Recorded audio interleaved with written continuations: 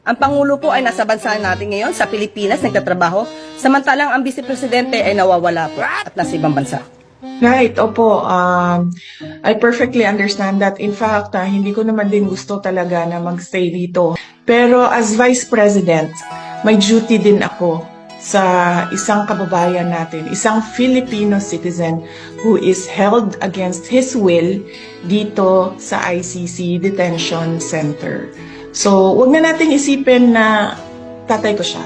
Isipin na lang natin na Vice President ako at gumagawa ako ng paraan kung paano maibalik natin ang isang Filipino citizen sa ating bayan. At hindi ko nakakalimutan ang aking trabaho diyan sa Office of the Vice President. At alam ko kung paano magbalanse ng trabaho. Alam ko kung paano magbalanse ng trabaho.